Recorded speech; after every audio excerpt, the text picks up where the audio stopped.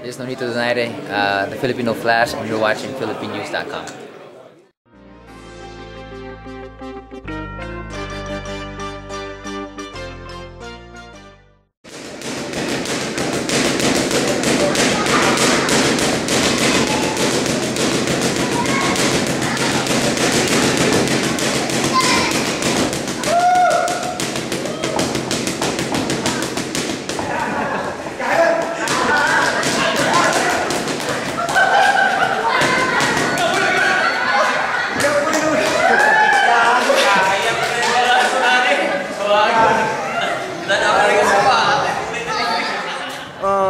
Not easy magpapalaki ng mga anak.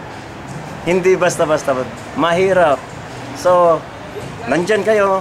Sa hirap at ginawa, palakihin nyo ng maayos sa mga anak ninyo.